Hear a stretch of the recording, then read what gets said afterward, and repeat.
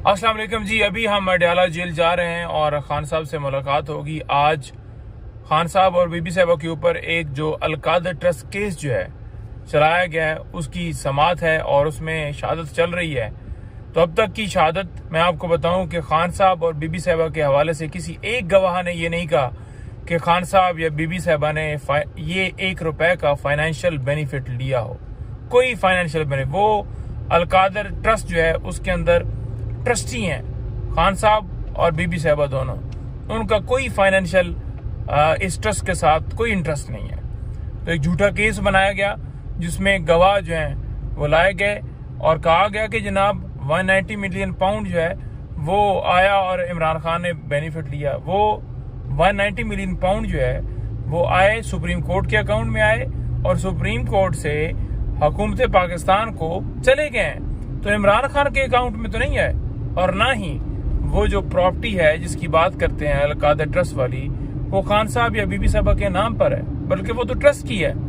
और थर्ड, जो ये परवेज खटक, जुबैदा और दीगर लोग जो हैं, आजम खान वगैरह, वो जो लाए थे, तो उन्होंने जो स्टेटमेंट्स दिए हैं, बड़ा अल्हम्दुलिल्लाह वो जो स्टेटमेंट्स हैं वो खान साहब के हक में आ चुकी हैं।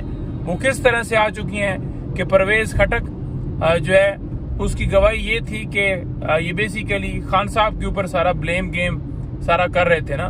तो उसने आकर गवाही दी कि जो कैबिनेट थी उसके अंदर जो शहजाद अकबर हैं वो एक लिफाफा लेकर आए और उन्होंने आकर कहा जी कि इसके ऊपर साइन करें, ये सीक्रेट है।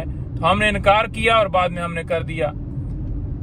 उसने पूरी स्टेटमेंट के दरमियान इमरान खान साहब का जिक्र ही नहीं किया। प्रोसिक्यूशन ने हमें मुबारक दी कि आपका केस तो मजबूत हो गया। तो हमने कहा अल्लाह अल हक है।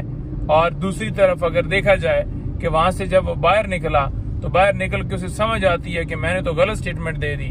तो क्रॉस एग्जामिनेशन वाले दिन, यानी कि पहले दिन शहादत थी और जिस दिन क्रॉस एग्जामिनेशन था उस दिन वो आया तो उसका दिल था कि बयान को मजीद ऐड करवाया जाए। तो हमने कहा कि अब शहादत तो हो चुकी है, आज तो क्रॉस एग्जामिनेशन, आज आप अपना बयान वो रिकॉर्ड नहीं करवा सकते, ना ही हम उस हवाले से कुछ सवाल पूछ रहे हैं। तो उसने जिद की। अदालत ने जो है हमारे रोकने के बावजूद उसका बयान जो है वो क्रॉस एग्जामिनेशन में नीचे लिख लिया, लेकिन अब उसकी कोई वैल्यू नहीं है। तो लिहाजा जो वो कह रहे थे कि खान साहब ने ये सारा किया, वो किया, ये किया, तो खान साहब के ऊपर जो सारा इल्जाम लगाया गया था वो ढम करके गिर गया। सेकंड ये है कि जुबैदा जलाल, अब जुबैदा जलाल ने भी ये कहा कि गुडविल के अंदर मैंने वो साइन किया। तो उसने भी ये नहीं एग्री कर लिया कि मैंने एक अच्छी नीयत में किया कि पैसे जो हैं वो बाहर से आ रहे हैं, ठीक है।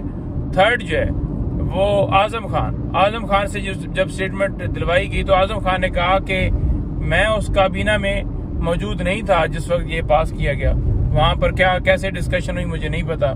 तो मतलब ये कि वहां पर पूछा गया कि आपसे जो पहले बयान लिया गया है उसके हवाले से क्या आपकी राय है। तो उसने कहा जी कि मेरा यही बयान है जो मैं अभी लिखवा रहा हूँ। तो ये देख लें आप कि जो बड़े बड़े ये दावे कर रहे थे कि हम गवाह ला रहे हैं, हम ये कर रहे हैं, हम वो कर रहे हैं, तो उनका बयान जो है वो इस वक्त जो है वो केस जो है वो पंजाबी का लफ्ज है बढ़ गया।